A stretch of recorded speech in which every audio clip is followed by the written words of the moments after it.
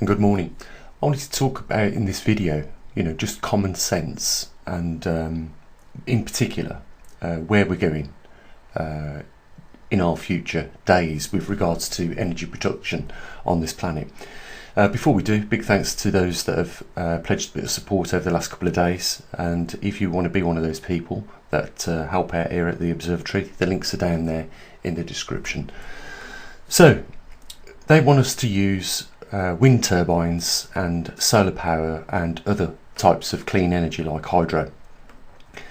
But the problem is with all these things, especially wind turbines, obviously they don't work if there's no wind, and solar panels, well, you've got to have optimal performance only when the sun is out and you've got clear skies. Otherwise the performance of these panels reduce very quickly, in not too bright conditions. But the problem is with this is that they're also asking us to do away with our combustion engine cars. And as you can imagine, globally there are billions and billions of combustion engine cars on the road. So they're expecting us by 2030, I think it is, to move over to battery powered cars, which means it's going to put more pressure on the grid. Adding to that, by 2030 we might be at around about 8.5 billion people on the planet, so the population's increasing, so the demand on the electricity grid around the world will also increase. And the expectation is that we get it from this source which isn't very reliable. It doesn't make any common sense to me to plan ahead in that direction using these types of electricity, because it doesn't seem to me like it's going to suit its purpose it was set out for, simply because there will be more demand and we'll be relying in 2030 on a lot more of this renewable energy, which is to say the least not up to its job. So common sense kicks in, and if we continue down this road, we know there's going to be a major problem. So my point is this simply: who is it that's pushing these policies that don't make any sense forward and getting these policies put into law? Well, if you do a little bit of research on, first of all, what the technologies have been proposed, such as wind turbines and electric vehicles and solar panels, and look who owns the companies that are manufacturing those and who's behind the technology of these companies, such as these big battery manufacturers now that we're seeing emerge onto the market. And if we look at who wants us to eat 3D printed meat in the future, and who's investing in factories that are producing these things, and if we look at who's buying up the land in large quantities around the world, and if we look at lots of other things like this, we always come back down to a very small amount of people. So we know that if the policies are getting through, it's through lobbyists, and the lobbyists are working for this very small amount of people, and it's always the same people that come back up. And I don't need to show you guys, because I'm sure that you've seen on other channels there is probably about 8 companies that own all the companies, or all the successful companies around the world. And it comes back down to just always a handful of people. These are billionaires that are using lobbyists to put forward policies to change our way of lives, which affects us, and obviously in some terms doesn't make any sense, and it's all because of greed and money. That's what's wrong with our capital system. It's gone stagnant. It doesn't serve the general public anymore. It makes no sense to keep it in place, because if we understand just some simple data like the curvature of the technological advancements that we're making now, which is reducing the need for labour intensive force, which means that there isn't going to be many people in the future with a job, yet the capital system should still remain in place. It's just absolutely absurd. What other methods are people going to be able to obtain money as we move on in the future? And, I question all this because it looks very dim the way we're managing the resources on the planet, the way we're managing the capital system and all the other things on the planet. And I suppose, just to make another point, if you're a billionaire and you can influence a world leader through lobbying your policies and getting them pushed forward through backhanders, then I guess that you've got more power than the government, if it's that easy. And the problem is with that is that the government are no longer serving the general public, they're serving the billionaires, and that is immoral.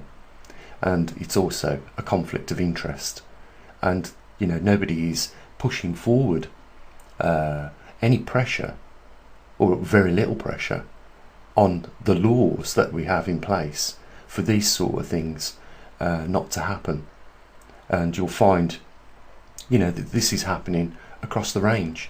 The Glass-Steagall Act that stopped the stock market brokers from behaving in such a manner was abolished, and now we see them breaking the law, paying a fine, which is a small amount of money, which is an acceptable loss because they're making such a large amount of money on top of the fine. So there is no deterrent there in place to stop them behaving in that manner.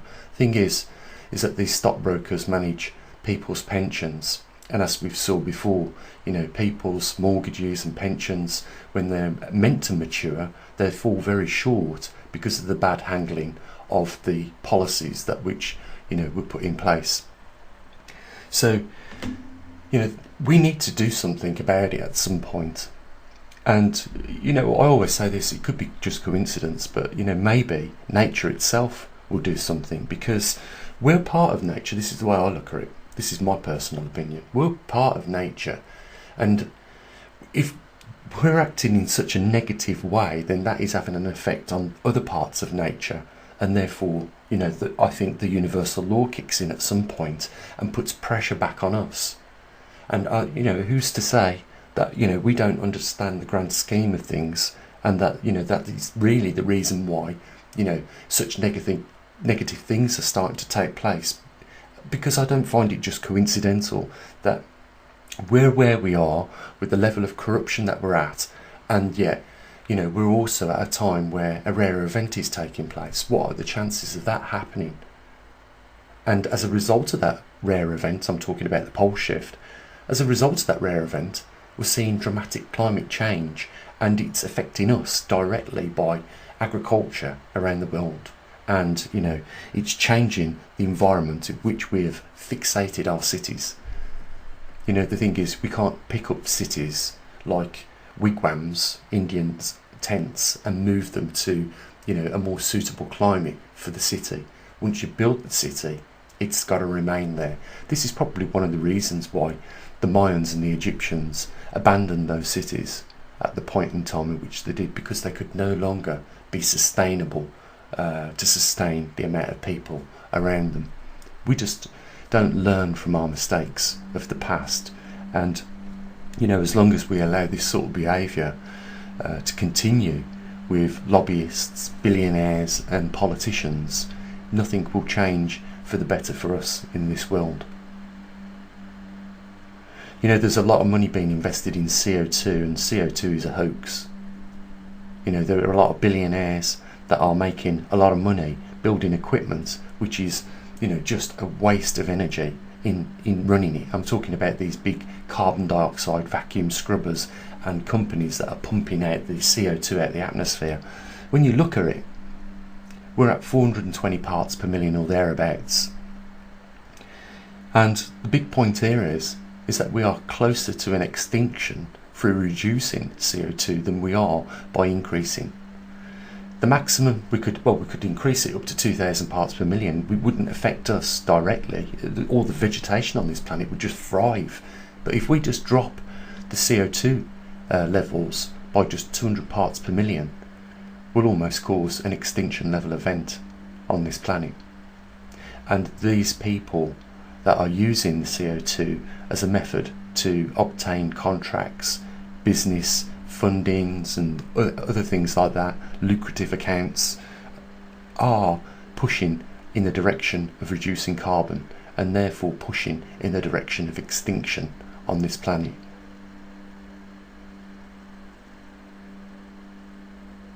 And to me, it doesn't make any common sense why you would do that.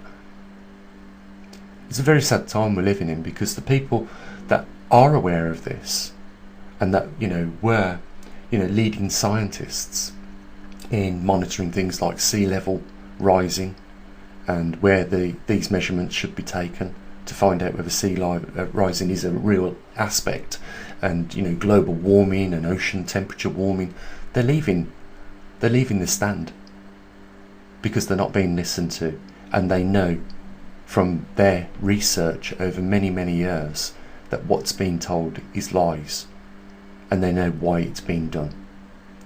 And I guess that they have morals, and they can't stay in a job telling lies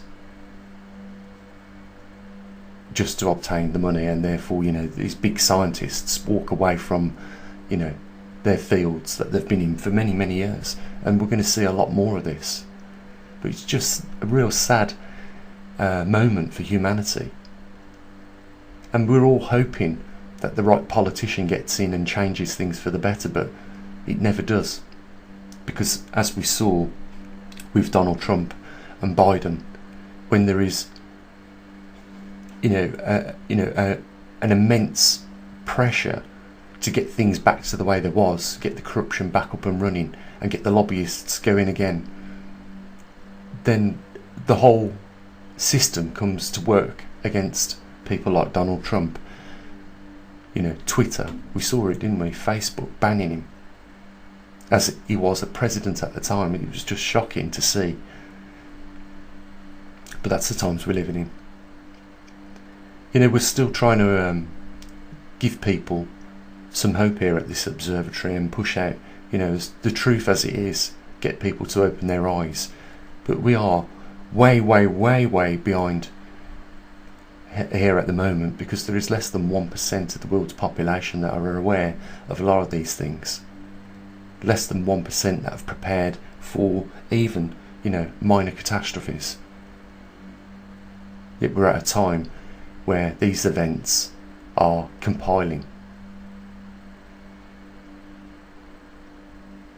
I'd be interested in your thoughts, guys. Leave them in the comments section down below, and if you want to help support our observatory, the links are down there in the description.